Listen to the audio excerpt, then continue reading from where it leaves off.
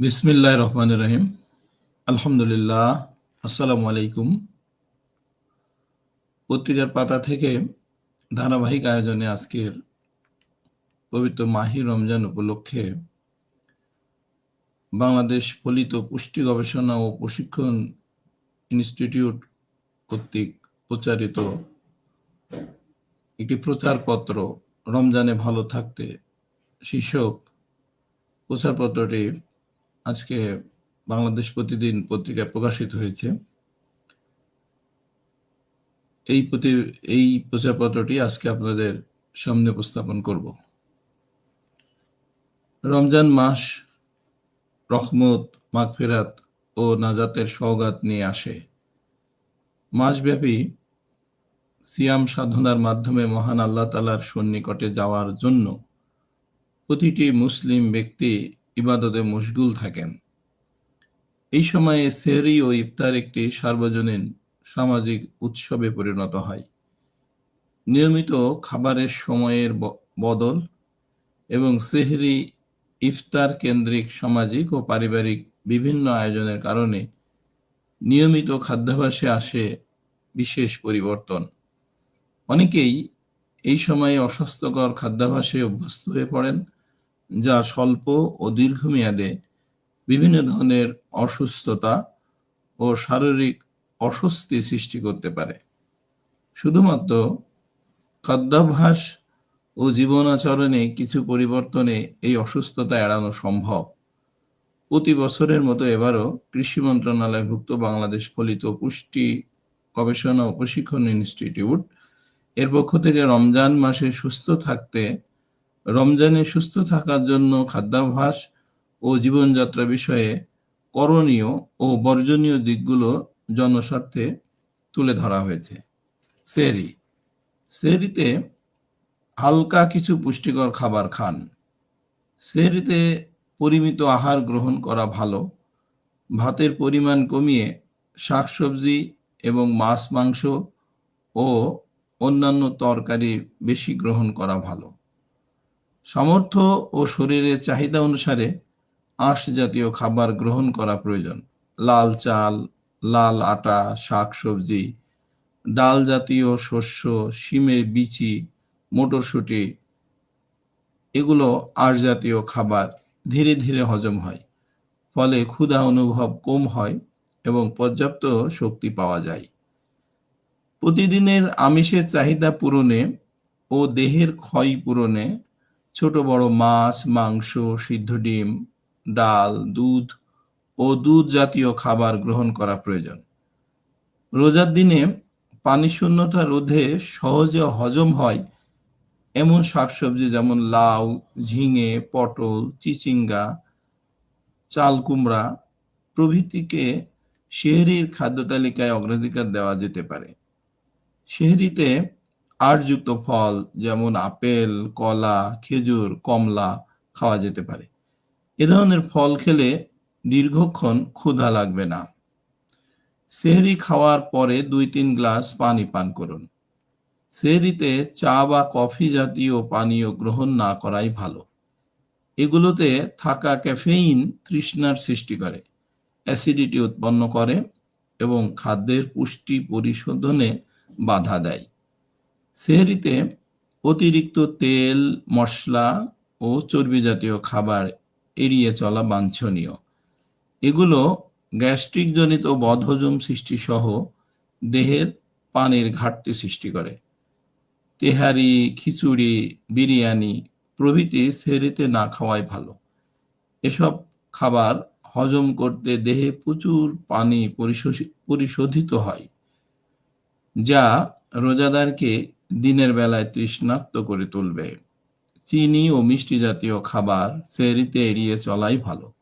এ ধরনের খাবার খেলে রক্তে শর্করার মাত্রা দ্রুত উঠানামা করে এবং ক্ষুধা দ্রুত ফিরে আসে। ইফতার, খেজুর ও পানি দিয়ে ইফতার শুরু করা ভালো, কারণ খেজুর ফাইবার বা আঁশ জাতীয় খাবারের চমৎকার উৎস। বাকি ইফতার মাগরিবের নামাজ পরে শুরু করলে ভালো হয়।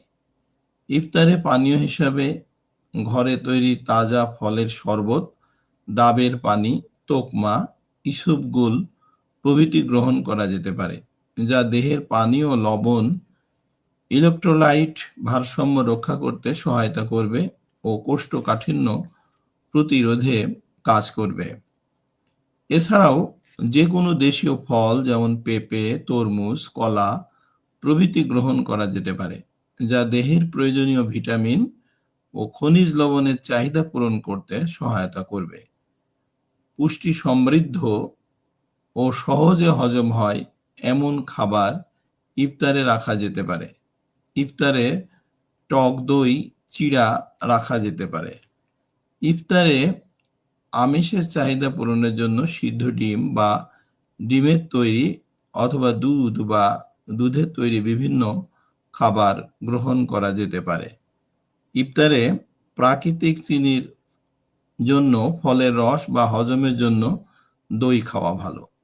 সামর্থ্য ও পছন্দ অনুসারে শসা, টমেটো, গাজর, বিটরুট, ধনিয়া পাতা, পুদিনা পাতা, টক দই, সরিষার তেল সংবলিত একটা সালাদ ইফতারে রাখা যেতে পারে। অ্যান্টিঅক্সিডেন্ট সমৃদ্ধ এ সালাদ বদহজম প্রতিরোধে সহায়ক হবে এবং দেহের রোগ প্রতিরোধ ক্ষমতা বৃদ্ধি করবে। ইফতারে খাবার খেতে হবে ধীরে ও ভালোভাবে চিবিয়ে, যা খাবার সহজে হজমে সহায়ক হবে।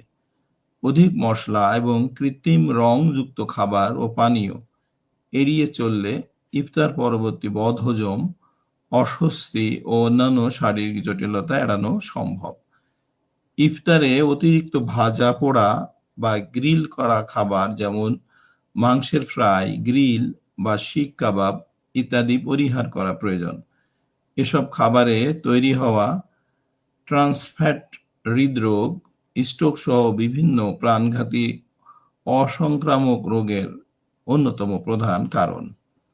অতিরিক্ত লবণ ও চিনিযুক্ত খাবার ও পানীয় যেমন চিপস, জিলাপি, কার্বোনেটেড সফট ড্রিঙ্কস, সিঙ্গারা, সমুচা, french fry, cake, pastry, pizza, burger, pasta, momo সহ যাবতীয় জাঙ্ক ফুড এড়িয়ে চলা ভালো। অতিরিক্ত মিষ্টি খাবার, শিরা ভেজানো মিষ্টি, কোল্ড ড্রিঙ্কস তাৎক্ষণিক শক্তি দিলেও দ্রুত ক্ষুধা অনুভূত হয়। খোলামেলা ও অস্বাস্থ্যকর পরিবেশে প্রস্তুত করা খাবার দিয়ে ইফতার না করাই উত্তম। এই অভ্যাস রোজাদারদের গ্যাস্ট্রিক, বদহজমজনিত সমস্যা এড়াতে সহায়ক হবে।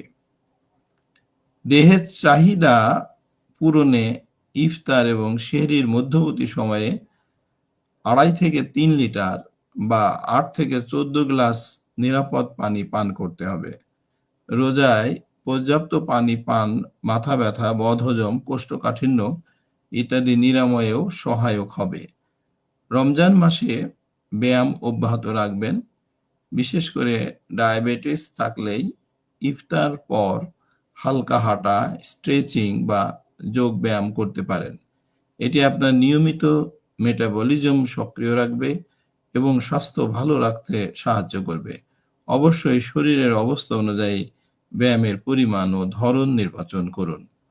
অনেকেই পেট ভরে ইফতার খেয়ে সন্ধ্যায় খাবার না খেয়ে সেহরির সময় বেশি খায়, আবার কেউ রাতে বেশি খেয়ে সেহরির সময় খাওয়া এড়িয়ে চলে।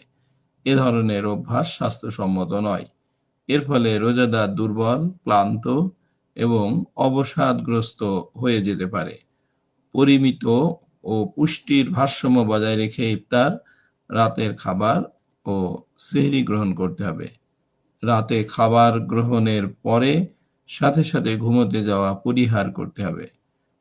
সুস্বাস্থ্য বজায় রাখতে পর্যাপ্ত ঘুম ও বিশ্রাম করতে হবে। সুপ্রিয় দর্শক শ্রোতা মণ্ডলী, বাংলাদেশ ফলিত পুষ্টি গবেষণা প্রশিক্ষণ ইনস্টিটিউট কর্তৃক রমজানে ভালো থাকতে হবে শীর্ষক যে প্রচারপত্রটি আজকের পত্রিকায় প্রকাশিত হয়েছে সেটি আপনাদের সামনে উপস্থাপন করা হলো। পত্রিকার পাতা থেকে ধারাবাহিক আয়োজনে মাহে রমজান সম্পর্কে বিশেষ আয়োজনে ইনশাল্লাহ আগামীকাল নতুন কোনো একটি বিষয় নিয়ে আবারও আপনাদের সামনে হাজির হব। ততক্ষণ পর্যন্ত মহান আল্লাহ রাব্বুল আলামিন আমাদের সহায় হন, সে প্রত্যাশা ব্যক্ত করে আজকে এখানে শেষ করছি। আসসালামু আলাইকুম ওয়া রাহমাতুল্লাহ ওয়া বারাকাতুহু।